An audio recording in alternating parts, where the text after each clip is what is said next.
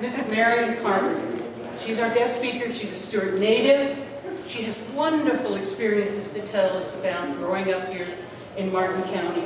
She's also an educator, as I was an educator too. Of course, I never made principal, but she was principal of Fort Salerno Elementary. So she's going to have some fascinating tales to tell us. Okay, everybody, let's give her a nice round.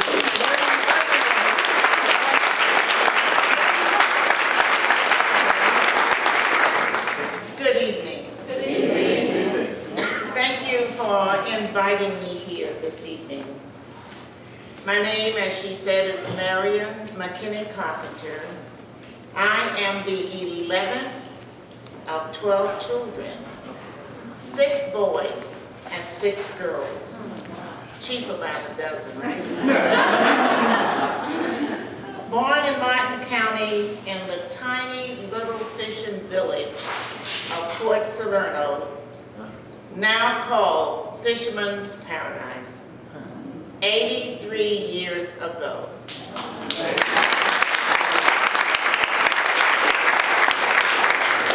Tonight I will share with you my story of growing up in Martin County during the years of segregation and beyond. I'm proud to say that I am a product of Martin County. I am sometimes given the name a fixture in Martin County, a badge that I wear with honor.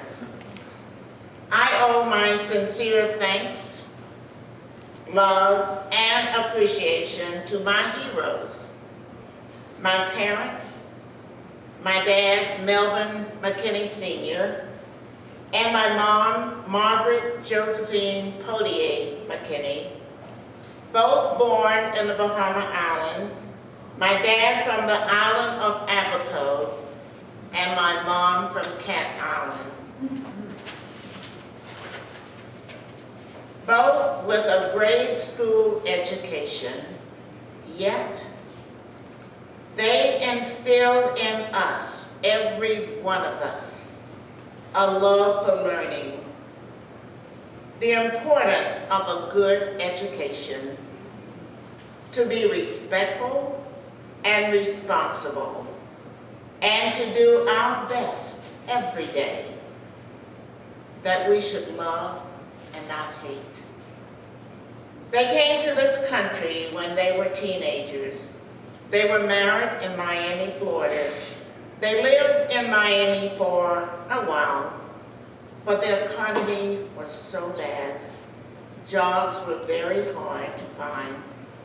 So they decided to relocate to Deerfield Beach, Florida, where my mom's mother and some of her siblings lived. The economy was still bad.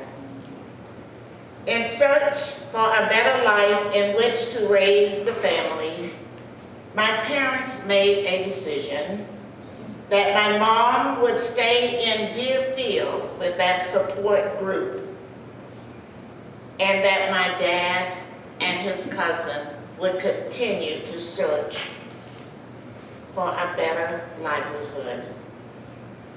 My dad kept a promise to us and to himself that he would never, ever stand in a welfare line. My dad and his cousin continued their search for jobs, stopping in every town, in every county, in search for jobs. No jobs. But they didn't give up. They continued their journey, and finally, they came to a place they had never heard of, called Salerno. They saw a small grocery store named Earl's Grocery. They told of their desire to find jobs to support their families. They were offered fantastic jobs of grubbing up palmettos for 50 cents a day. They accepted the jobs. They gladly accepted it. They were allowed to stay on the premise there in an old farmhouse. And when land became available for sale in the New Monrovia area, they purchased the property in which to build homes for their families. My dad and his cousin were the first two families to settle in New Monrovia in Port Salerno. That was the beginning of our village. More families purchased property to build their homes, mostly from the Bahama Islands, then the Carolinas, Georgia, and some in Florida, etc. It was a very, very close community. Everyone shared, everyone cared for one another. If one had, we all had. Very close. My dad was a farmer and a minister. In those days, his livelihood was in farming. He sold vegetables to the local stores, and he also shipped vegetables away, never knowing when he would be paid for them until he received a check. But that was my dad. He'd never give up. My mom was a midwife, trained under Dr. J.D. Parker, and after every delivery, he would come and check on the babies to be sure that everything was all right, or check on the moms to see that everything was fine. And that was one of my mom's way that she gave to the community. And if you think my family with 12, that was one of the smaller families. Growing up in Martin County during the years of segregation, I was fortunate enough to have been brought up in New Monrovia. We call it our village, where we valued people as they were, not as we thought they should be. Together, the community created a kind, safe, and loving environment that taught us to love and not hate. In fact, we never heard the word that you hear today in our home. If my mom and my dad talked about anybody, we didn't know. We never heard it. Always pleasant, always loving, and I could appreciate that through my life to make me the person I've been for 83 years. I will share with you some of the signs of segregation in Martin County at this time, that time. The drinking fountains, the signs that said white only and colored. It's amazing about these points that I'm giving because I never heard a bad word about those things. My mom and dad did an extraordinary job of not pinpointing things that was not positive. We just never used them because if you want to get some good food, in those days you go to those Bahamian women, they can cook, and the men, they can bake. And we didn't have need to worry about anything else. Then the next was a restaurant. The blacks were served outside the back of the restaurant to a window with a sign that read colored. Didn't bother us. We love our moms cooking better than that. Then the trains and the buses. Blacks had to go to the back of the bus or train regardless of how many vacant seats were at the front of the bus. Could you imagine us in our car, truck? Now sometimes they had to travel by train because my grandmother was there. We had this one train going north was 29 and coming back in the afternoon was named 30. That's the train, but they travel on that sometime. But most time we got everything together, our food, our water, our parties, whatever, and we traveled in the car to go where we wanted to go. The dentist. I recall one dentist in town, but the dentist had a back door for black people to go, and it was a utility room. You would go back there, there were mops and mops, buckets, and supplies. And one day I went to the front door. I saw everybody else going there. So I went, and the lady came to me, I guess a receptionist, and I said, oh, to myself that I was ready, you know, that the dentist was ready for me. Only for her to escort me to that back without even a book to read. There were still mops, buckets, and cleaning supplies and storage. Then we had the movie theater. The blacks could go, but they had to use another entrance, not with the whites. The blacks sat upstairs in the balcony, and the white was on the bottom floor. But we never discussed that in my house. My brothers would go to the movies, and if we went, which I'm not a movie person, they would just take us there, jolly up the stairs, and then bring us back home. And that's the way it was in my house. And then there was the Ashley gang. I don't know if they were racist or just outright crazy. But they tried to get into our neighborhood that we call our village. They were running behind my second oldest sister, and she was running so hard that she fell and she broke her arm. And my mom, the fearless mom, you should know her. And she was so happy my dad wasn't in town because he would have mellowed her down. But she went out to meet them. She went out to confront them.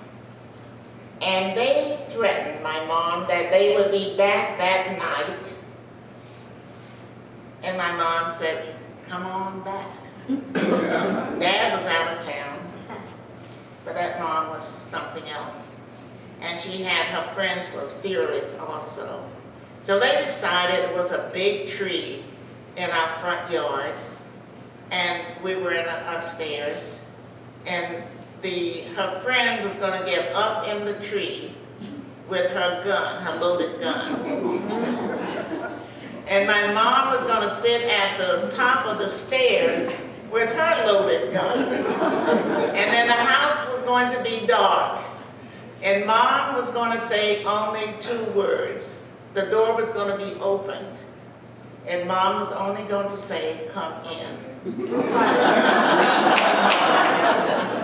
And she did. And they stayed a little while, but they got out of there.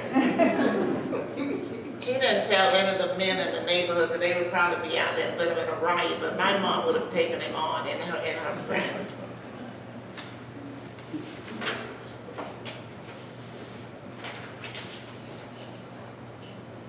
All of my life, grades 1 through 12, I successfully attended segregated schools in Martin County. In Martin County, for some reason, I don't know about the other counties, but Martin County had a good design because in the elementary schools, we had every county, every city had their own school. And that was pretty neat to me, because I love my teachers. And the black teachers not only taught academics, but they taught life skills. Yes. How to walk, how to talk, how to dress, how to sit. They taught just a little bit of everything. You kind of like that. And then they were in your community.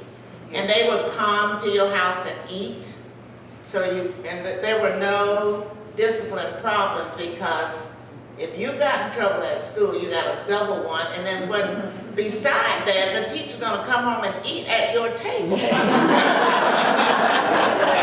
So we had that community, and the teachers would go to your church, the teachers would lead the choir. So it was a community thing. So we didn't know that we missed something. But we had this one room schoolhouse. I don't know how many rooms were in the other schools, because it didn't bother me. I was a happy camper. The last girls and spoiled with my father. I thought the sun rose and sat in him. So we really didn't miss anything, because you can't miss what you don't have, or what you never had. And what was good about my bringing up, that we didn't hear it at home. You know, a lot of our behaviors are learned behaviors. And shame on us if we let our children, now I can say grandchildren and great-grandchildren, hear us talk about negative things, because that's what you're growing up. I never, ever had hatred in my heart for whites, blacks, or anybody else. In fact, I didn't pay that much attention. But I would never disrespect someone. And of course, I speak up for myself. You won't disrespect me either. But that's just the way it is. Respect, earned, you receive. I knew I would get off script here. In our little building, at our schoolhouse, there were grades 1 through 6. And each row signified a class, a grade. It was very neat. We had one teacher, and we had like 2 doors in the front, and the boys would stand up at one door and the girls the other, and there was a back door. And the teacher could go outside, ring that bell, you'd go out and have your break, and then she'd ring it and you come back in. Time for you, she'd ring it once for you to get your water, use the restroom, and then the second time she rings it, that means you're supposed to stand up in your spot. The teachers had it made with the behavior, because my mom would make you go out and get your own cherry switch. And if it wasn't good enough, strong enough, she breaks it in the front of you and tells you to go back and get one. She was tough, but she was loving and kind. And I appreciate her today because the value she had. We knew she loved us. But could you imagine having 12 children that you couldn't do anything with? I told her when my daughter was young, I said, Mom, I think Sheila has a hearing problem. She said, no, she doesn't. She just knows that you're going to repeat it. She said, and she was soft-spoken, but she would say, Marian, I heard that. And we got there. Very loving and kind. Well, we kept our schoolhouse so very clean. It was neat, hardwood floor, shellacked, and all the good things with it. Our teachers, we really like our schools.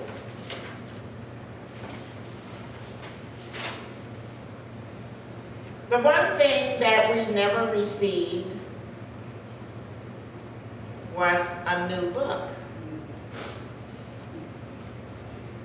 Even though it signified segregation, but we never thought of that. We never thought of it that way. You know what we did when we got the books? there was a man that delivered the books in a red truck, and we had fun with him. And on the books, each book, it says like colored, Salerno colored, Salerno white. Hope Sound colored, Hope Sound white. Well, and the colored, the black communities, we always had the old books. But you know what we did? Our parents didn't run up to the superintendent or someplace else. I don't think they ever thought, we had new books at home. They always bought us new books. For every gift you received, there was a new book. But they never made any fuss about that. But what we did, we were so excited because we wanted to know the group that the teacher was going to call that was going to erase the books, the writing in the books. That meant a lot to us. The group that's going to scrub the books, and the group that was going to cover the books, whether it was with the brown paper or with the newspaper. Those are the kind of things we wanted. Oh, will we get called? Am I going to get called? I mean, we got very, very quiet and still, hoping that the teacher would recognize how nice we are and how good we're behaving, so she'll call on us for one of those jobs. Because you know what? The teachers never said, oh, these dirty books.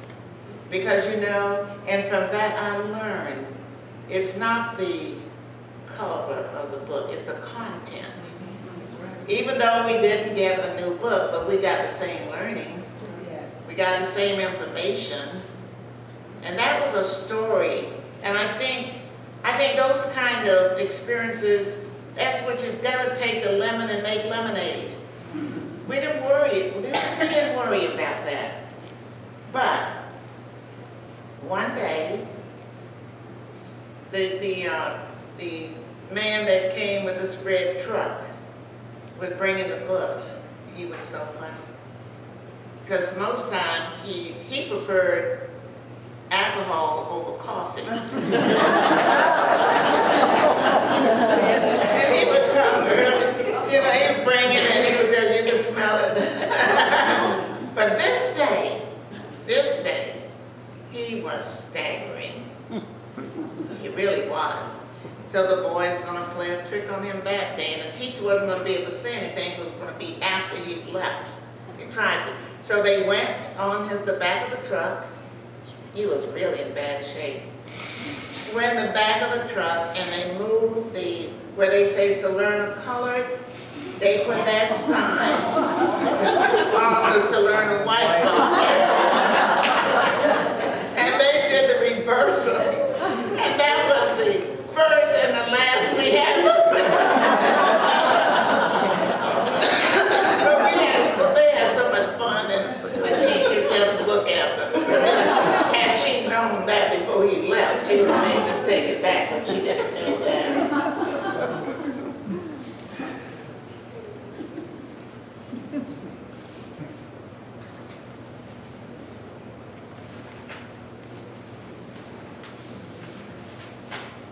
But through everything, we were blessed, extremely blessed, to have our teachers that we knew without a doubt loved us. Our parents without a doubt loved us. Our church and our community, we felt so safe and so loved that we had no fear, nothing to worry about.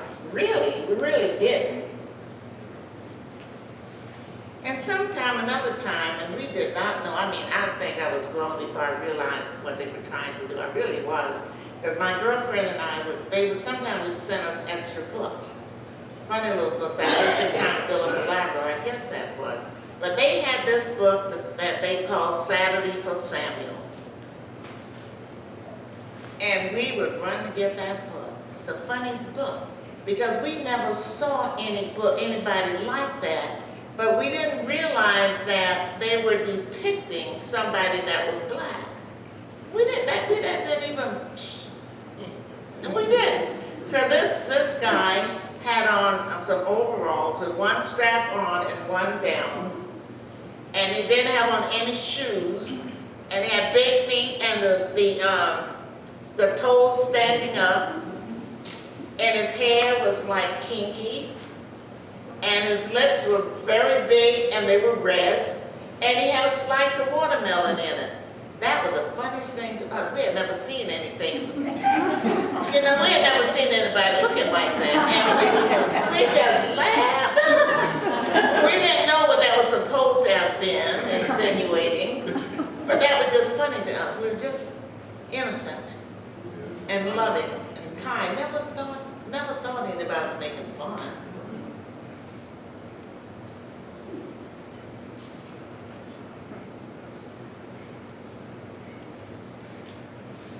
When I left elementary school, I went to Stuart Training School to complete my education in grades 7 through 12. And I graduated from Stuart Training Junior High School on June 10th, 1948, as second in my class. I had a sister, the year I finished, I had a sister that was a senior in her senior year at Florida A&M University. So we knew that Mom and Pop, we only know that God helped us through because they knew how to manage. Everything was in our yard. We wanted the ducks, the chicken, the rabbit, the gophers. You don't know what that is. But, and fish, we got everything we needed there, and the farms. And my mom was those ladies could make a dress. Another thing, we ate a lot of bread because they could make yeast bread like you've never tasted before. And so they bought the flour in a 100-pound sack. And we would see, and the sacks were beautiful. Every sack was a different design. And we would wonder, who's gonna get that dress? They took that sack without a pattern and made the beautiful dresses. And we were so glad when Mom would finally call me or call somebody to try it on, because she would have finished it already with the sash and everything else.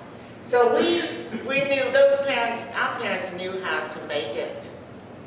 And we had for the community, my dad had pigs, so they would get big and matured. And then all the guys will come. They pick them up. I could tell when they're going to do that because they raise it up off the ground so it can be clean and eat a certain kind of food. But everybody would come, the men, and they would kill that pig, and they would clean him and drain him, and then everybody gets some of the meat.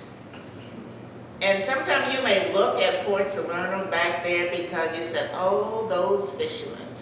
But I tell you, we didn't have any trouble with those fishermen. We really didn't.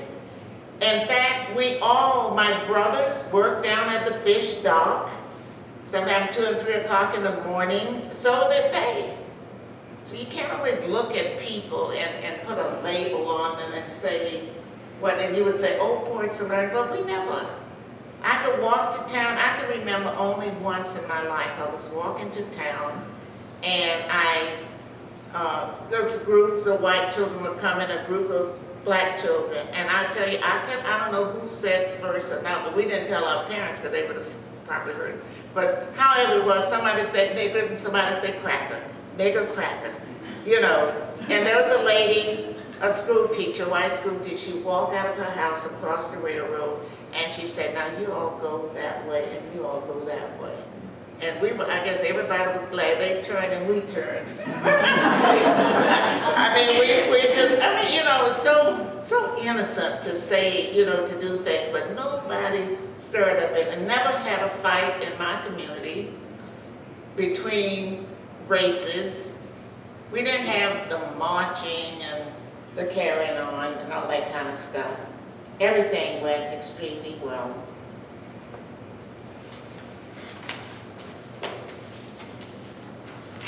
Upon the completion of my education, I was offered a job, and as I was on internship as a teacher in Booker Park, in Indian Town, in the Booker Park section. We said we all went there to be trained, but they were the nicest people you could ever imagine. The parents, the children were well behaved, the parents respected the teachers. You know, if today, and I say to parents, you need to talk to the teacher. You can't, if your children think that you're going to believe everything they say, they're going to tell you more, they're going to spread it on. If you have a question, you need to go to the teacher and find out. So I know you may not have young children there, but the grandparents and the parents, it's not all what you think. And then you need to go there and let them know that they have somebody and that they can depend on you to come. That helps the children. And building that bond between your child or your grandchildren and the teachers means so very much. The Martin County school system was preparing for integration. And I'm going to say, it may not have been 100%, but Martin County did an extraordinary job in integrating their school system. I was in the midst of it, and I know, I believe in the system. They started by asking parents who would voluntarily enroll their children into an all-white school. And there were some parents, I know they asked me, and I said, no, not now. Only because here my girl was a first grader, and she had always been in school with me. And I said, no, when they make the change, I will make it. But some of the parents didn't work, and they could monitor that, you know, make a difference. The next year, they selected 5 teachers, 5 black teachers and 5 white teachers, all with master's degree, all with a good track record. I mean, they stood up, I know, they stood in your classroom, you didn't know they were in there. But see, I always thought I was a good teacher. I worked hard, and it didn't bother me whether you were there or not. I was going to teach. I believe in it, and I love every child in my school classroom, everyone. But they got us that had the master's degree and all of those and a good record. Been in the system for a while. And then the 5 white teachers went to the all black schools, each went to a different school. And the black teachers went to the all white schools. You know, said 5 and 5. When the superintendent called me and he said, well, Marian, I'm going to move you. I said, why? He said, well, you can handle it. I said, handle what? I didn't know what. But I was moved to Port Salerno Elementary. And I only remember one parent told the principal that she didn't want the child in my room. And I don't know whether he frightened her or he had, I don't know what he said, but he was going to tell her that, well, she was going to block. We were all on a page trying to make it happen. That's why I said Martin County did an excellent job. They really worked. They spent a lot of years and a lot of time working on integration in Martin County. So I taught 3rd grade, and my principal could not wait for the holidays. He went to every place, some places I think he wanted to go, to the bars and every place to see what he could get a report from me on me evaluating. So when he came back, I could have had every 3rd grader in Port Salerno in my 3rd grade class. That's black, white, and all. People just want to know you can teach. In fact, I was surprised by one teacher that said she was from up north. So I asked her, why did she come? And she was so unhappy because she asked me a question I couldn't believe. She said, how do you teach black children? I said, well, where did you come from? I said, where did you go to school? Where did you come? How do you teach black heard anything like that. I said, you teach children from where they are and take them as far as you can go with success. And you love them and you keep working with them. You keep working with them. There's no manual to say you teach this child this way. And it's no manual for that. But I can believe she said that. But I'm glad. And I said, yeah, now I see why the superintendent sent me.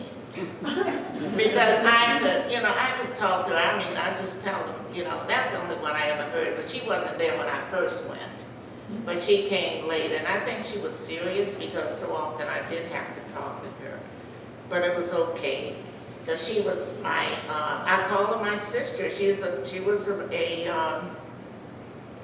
teacher. And we help each other, and we should help each other if we can.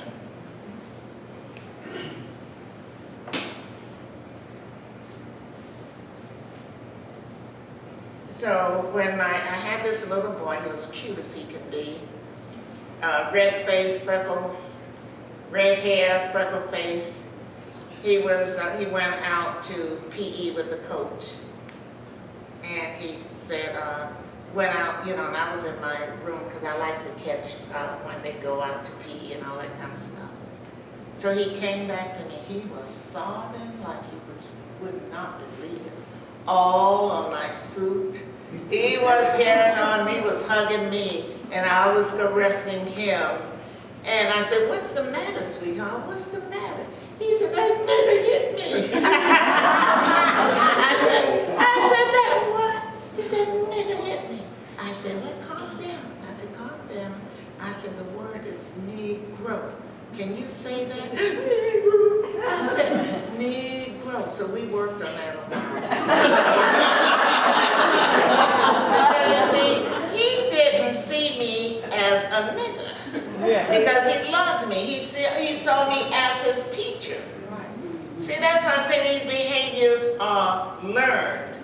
Because even the superintendent, when I first went there, he felt my hair. I said, you could feel it. So then this little boy, and I finally got him all calmed down because he just loved me so much. And I said, you see, he's just like me.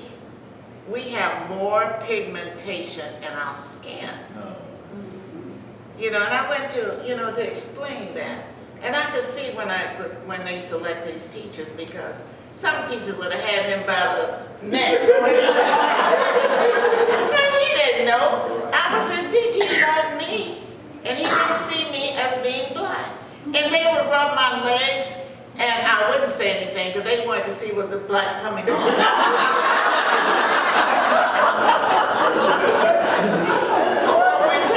We just had a very good time. Because they were innocent. So I told him, I said, y'all can laugh, but I got a proposal out of that. The next week, he wrote me a letter. Will you marry me? So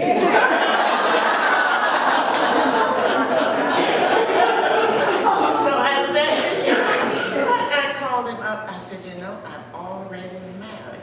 He said, that's okay. But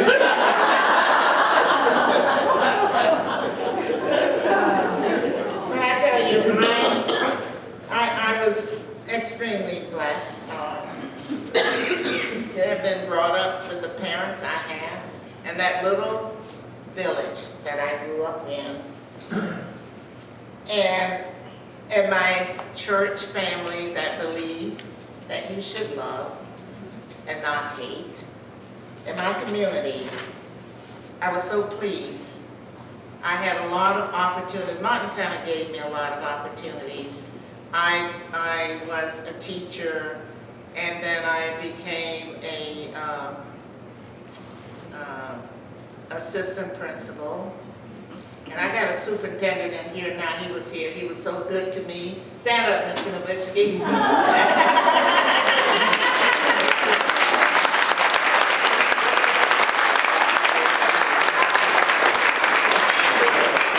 And I was able to just move up. And when, even when I retired, I was appointed to the school board. And they asked me, "You gonna run?" I said, "No, I don't want anybody telling me what to do like that." Or to say to me, "If you don't vote for me, hey, I may not vote for you." You know? No, I didn't like that part of it. But we all had fun. But I appreciate being with you tonight. And I hope that you got a little something at what I'm saying. And what I'm saying that those of you who may not have children right now, but don't do all the way through school, I'll tell my grandchildren that all the way through school, I was always on the honor roll. I finished college, magna cum laude. You got to study. I said, school is your job. And I finished with my bachelor's degree in Bethune-Cookman College, is now a university, and my master's in Florida A&M University. And then I went for my certification in administration and supervision at Florida Atlantic University. And I got all of my training through listening and learning. So don't make that excuse that I can't do because I don't know. See, when I went to school, my mom gave us 4 years, a lot of us. So you either had to go to school or you were going to take a trade, you were going to do something. She gave us 4 years and 1 summer. She was so funny. 4 years and 1 summer. That means that if you, some reason, and I needed that 1 summer because I got a job and I wanted to go back, but my mom and dad would kill me if I didn't take that job in Indiantown because they assured me that when I got out of school I had a job. So I did, and I went back that summer and finished it. Thank you for letting me share with you today.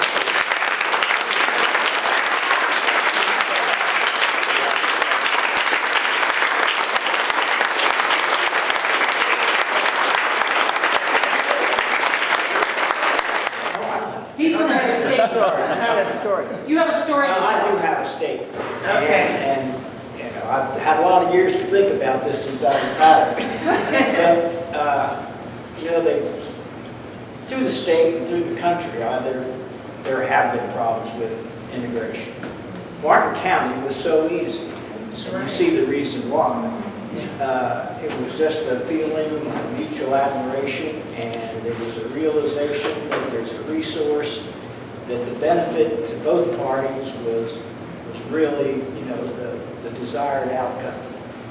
And the real reason was that they named me the first white principal of the black school, so they said they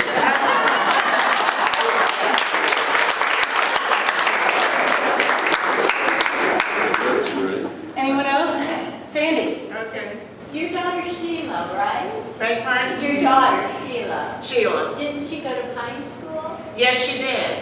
What was that? Okay, why Sheila went to Pine School? She had always been in school with me. Every school I attended, she was right with me. And then, when they were putting all the 7th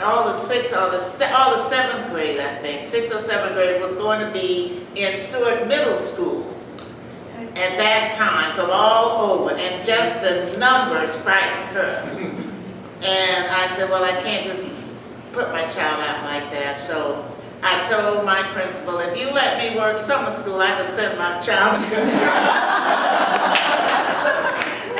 and you know, and I was telling a neighbor that, so the neighbor turned me up. Now, I always talk with my principal. I always talk, or my superintendent, whomever, because, I mean, what am I afraid? And I want to tell you so you won't hear it.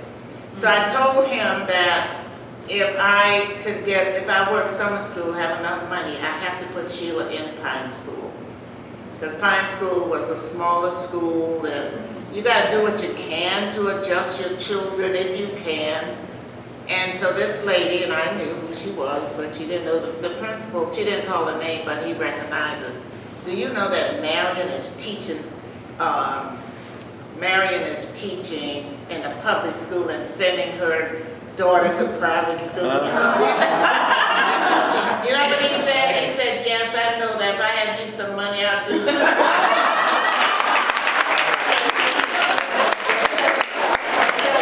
what I did, I used to tutor his son too. Yeah. Yeah, I did, because he needed a specialist. She was afraid to death. And so I had to make her comfortable. She was my child. That's right. Thank you. You're right. Any other questions? Thank you, everybody. Thank you, Marian.